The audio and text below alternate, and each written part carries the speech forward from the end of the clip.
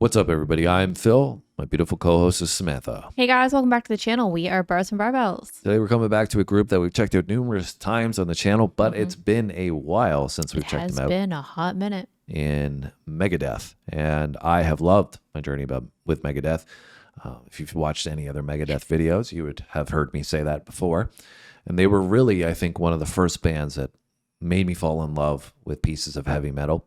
Metallica obviously played a big role in that, and interestingly enough, Dave Mustaine came from Metallica and started Megadeth. So there was a lot of talent coming through at that time period. Yeah, I think the one like Megadeth was surprised you. Like you weren't really sure if you were going to like that, and then you really enjoyed it, and you were like, "Wow, this is crazy." Yeah, I mean, you get into that, last section of Holy Wars, and it's really hard not to get mind blown during that track. So that's what happened, and from there, it's been really interesting to see the guitar work. They've got innovative, good songwriting techniques. Yeah, they have some cool lyrics a lot of the time, and usually they really like political messaging, and they really sneak in really solid transitions in the song, subtly but smoothly at the same time. So anyways, lots of energy. They bring lots of energy. That is a guarantee. Yeah. So anyways, the Disintegrators is what we're getting into today. Yes. This came out in 1996 is when it was recorded, but it was also on the 1997 album. That's right. And we're coming to this one on a sponsored video from John. Now, John has got two Megadeth songs that he wants us to check out. So we're going to put them into this one video here. So we're going to do this one first. Then we've got another one, FFF, coming after. We're going to go right into that one. We're going to do two songs back to back. And we'll do a little bit of a brief, overview on FFF when we get there. But we're going to start with the Disintegrators. Thank you so much, John, for sponsoring the channel. Thanks It's so his much. first sponsorship of the channel. Really appreciate that. Thank you so much for joining the community. That is so fantastic. Anyways, this intro is going way too long for a 3-minute song. So we're going to shut up, but we're going to listen. Let's get into, this has already been way too long since we've checked them out, right? So I'm just prolonging it even further here to annoy all. No, I'm just kidding. Let's go.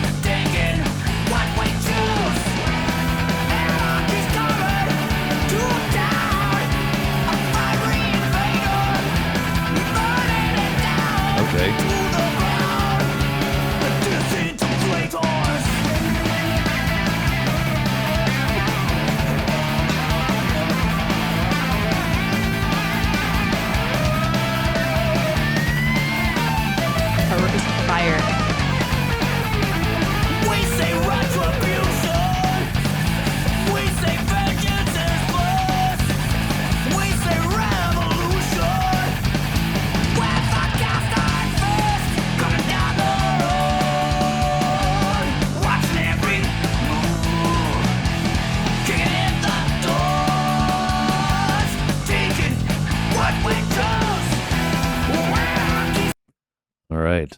Samantha, how you feeling about the Disintegrators? This is great. The thing with them is like there's literally zero break. Like it's just like go, go, go, go, go. And I feel like it's like so high energy that I'm almost like, ah.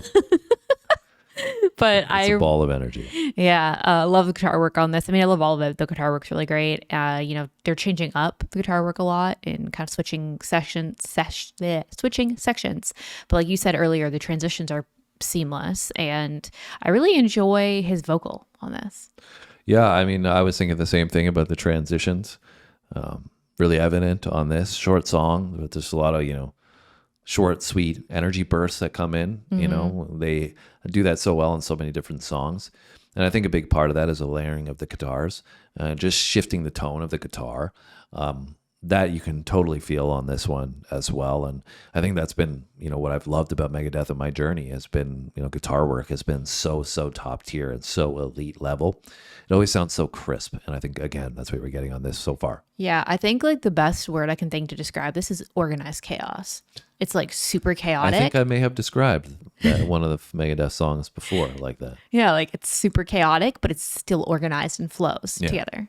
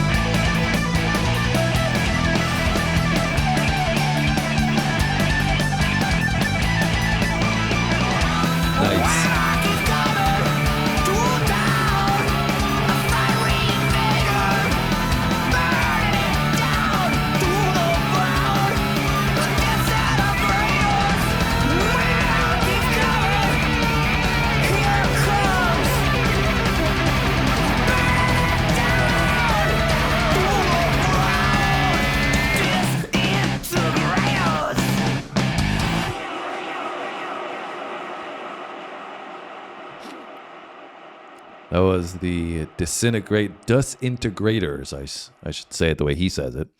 And they certainly had a lot of pop, throughout that. I feel like that was, we've experienced some songs that are a little more politically charged and have little sprinkles of thrash in there. But I think this was like full on thrash all the way through from my experience anyways. I feel like it definitely had the thrash vibe, but to me, this didn't feel as like dark as some others. Like, some have like a darker, like heavier, like when I say heavy, I don't mean like heavy metal. I mean more of like a darkness to it. To me, this was just higher energy. It didn't seem super dark. Yeah. Personally. Yeah. I mean, you guys can let us know. It was more of what like, you think. Yeah. A little more high energy for you. Yep. Ready to have a party with Sam. Yes, exactly. She's ready to bang her head. Yeah. All right. Well, or like go out and get myself into some chaos and trouble. Don't have to do that you don't have to go out to do that, Sam, because you tend to do it here in the home quite often. So next, we have FFF, which is Fight for Freedom. And this is off the same album. It's off the same album. And it came out in 1997.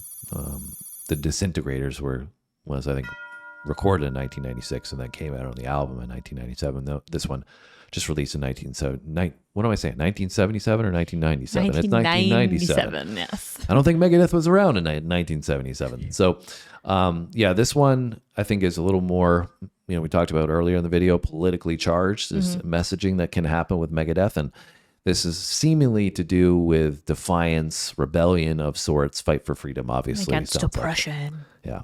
All right, you ready? I'm ready. Let's do it. Let's go. Right away.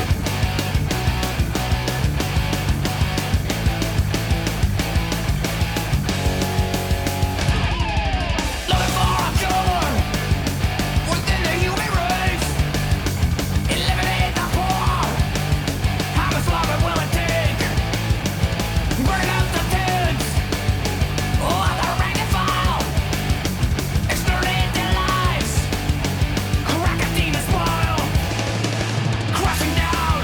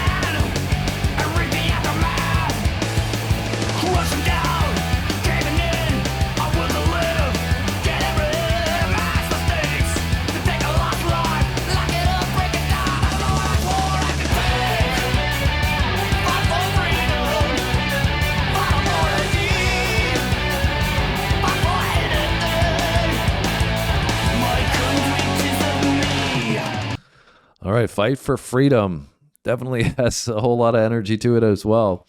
It's interesting because apparently this album was more commercially and radio friendly, and these two cuts that we've experienced thus far have not been that at all, in my opinion.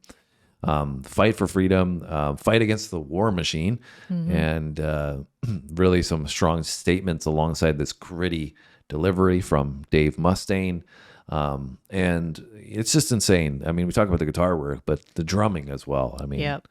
it's just It's like the drums constant, drives this one a lot. constant bass and drums for me on this. You know, first one felt like a lot of the riffs driving it, the electric riffs, and this is, I feel like, got a lot of rhythm to it, a lot of hard hitting rhythm. Yeah, and I mean, obviously there still is a lot of diversity in this with, you know, how they're changing things up, but I feel like not as much as the first one. Like, to me, this one feels like it has more of like that kind of, like, I don't want to say melodic, it's not melodic, but like more of a melodic flow where it doesn't seem like it's changing as much, and it's more focused on like the lyrics and the, you know, I mean, they both have great lyrics, but it's more driven to me by like the message, I think, because of the purpose of the song. Yeah, so this one maybe is a little darker Yes. than the first one that we did. Yeah. All right, let's finish it up.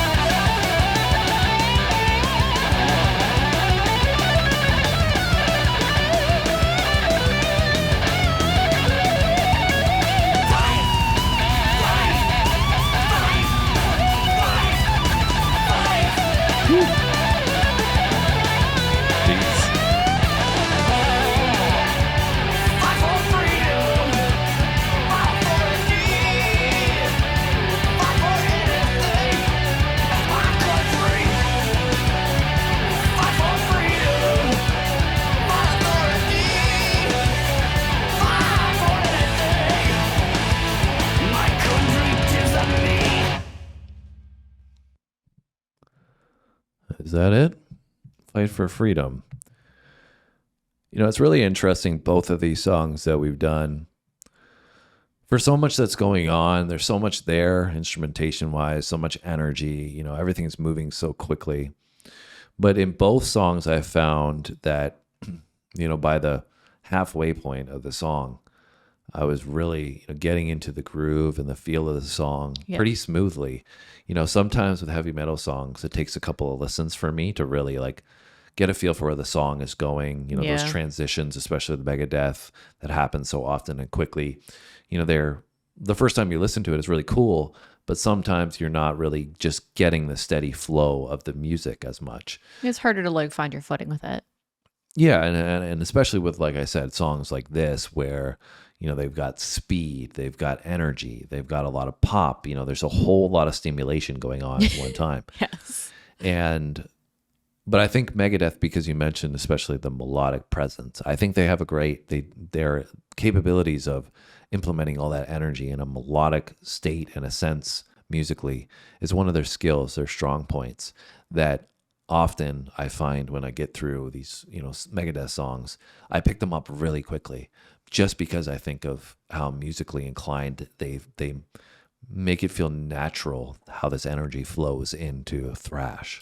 Yeah, like we've done other songs or other bands where it's almost so chaotic that like just when I feel like I'm starting to grasp the tempo or like the melody of it, it changes. And it's like feels so disjointed that it's hard to actually get in that groove. Whereas I don't feel that at all with these. Yeah, I mean, I think like thrash metal is, you know, so unique in that it brought so much energy, but really being able to codify that energy into something that is musically ear pleasing at the same time is difficult. And I think for me, anyways, I put Megadeth and Metallica, like I said at the beginning, you know, at the top of that podium. I know there's other people out there that love other bands, and we haven't checked it a ton, to be honest. But for me, like, I just love the songs that Metallica and Megadeth create. The songs, not just listening to it for the energy vibe or, you know, you want to work out. Those are great. But if you want to listen to real solid songwriting and compositions, those two are really, really great at what they do. Yeah, I've definitely enjoyed both of those. Those are, I guess, considered heavy metal and thrash metal, right? Those are thrash metal within the heavy metal genre. Yeah. Because I also really like Iron Maiden. They're heavy metal, but I don't think they're thrash metal, right? No, they're not thrash. Anyways, guys, let us know what you think down below. Thank you so much to John for sponsoring this video. We appreciate your support, John. We appreciate everybody's support, though. If you subscribe to our channel, thank you so much. If you haven't done, we'd love to have you. And you can hit that button now. If you hit that like button, it helps this video reach more people, and that helps our channel. And it's insane to think where we are right now, coming towards 250,000 subscribers. Never would have thought that was possible. We got a small city hanging out with us. We're eternally grateful for that. So thank you, guys. Have a great day, and we'll see you on our next video. Thanks, guys. See you next time.